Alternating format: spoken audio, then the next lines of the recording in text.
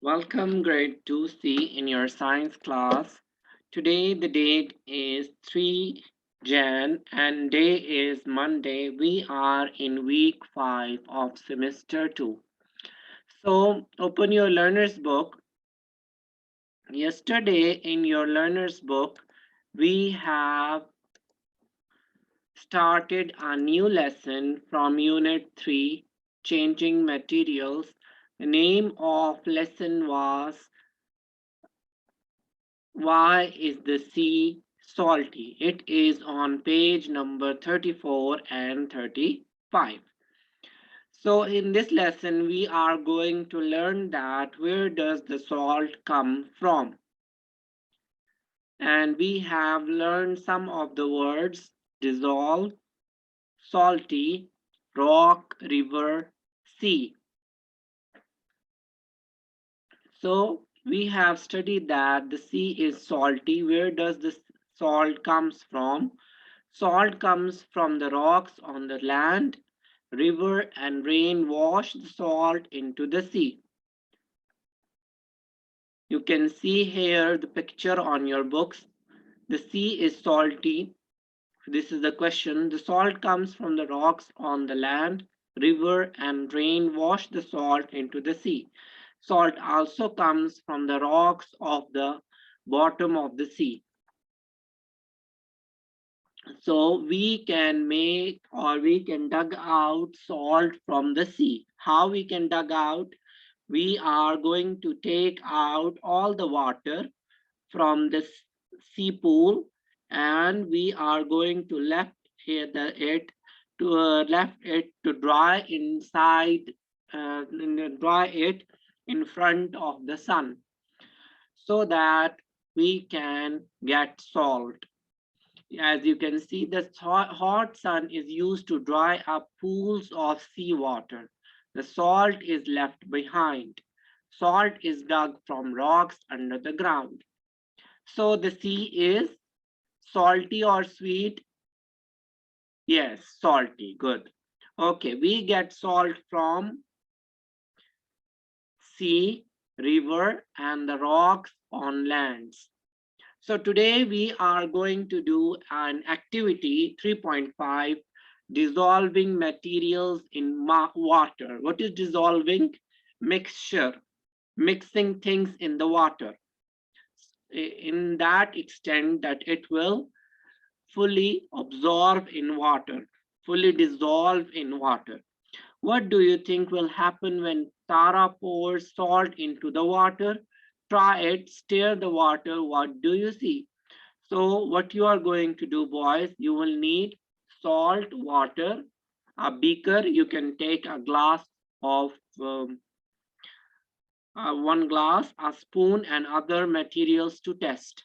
So what you are going to do, take one glass of water and take 1 spoon of salt, put the tablespoon in the water and stir it well, mix it well. You will see that salt is going to dissolve in water. Dissolving. We say the salt dissolves. I told you, look, they are what they are doing. They are putting in water 1 tablespoon of salt, and yes, salt dissolves in water. It mixes in the water. Okay. Here you can see in the picture, there are different things that they are using to do the experiment. First one is talcum powder, flour, sugar, chocolate, rice. You can try to add them in water one by one and mix them. Okay. So if the things are dissolving in water, means they can easily dissolve.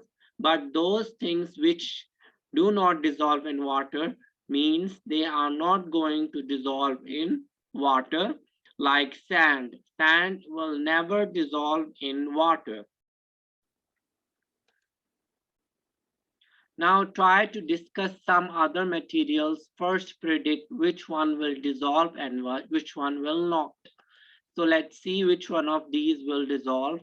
Talcum powder, Yes. Flour? Yes.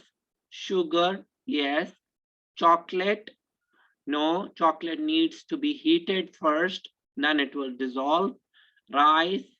No, rice will not dissolve in water. It also need to be, the water should be heated, and then we will put the rice inside, and then we have to wait. It will take time. But sugar, flour, and talcum powder are going to dissolve. How will you measure the amount of materials you add to make sure the test is fair? So if you are adding 1 tablespoon in water, in the end you will see the rest amount which is in the water, which is in the end of the glass, is there 1 teaspoon or less? If it is less, it means it dissolved. If it is as it is 1 tablespoon, means it will not dissolve. Understand? You can also check by checking the material that you have added, their quantity. Okay, if the quantity remains 1 tablespoon, means it is not going to dissolve. Okay, if it is dissolve and only less than 1 tablespoon is left in the end of the beaker, this means it is dissolving. So you can do this experiment in the home as well. Okay, the most important, what have you learned?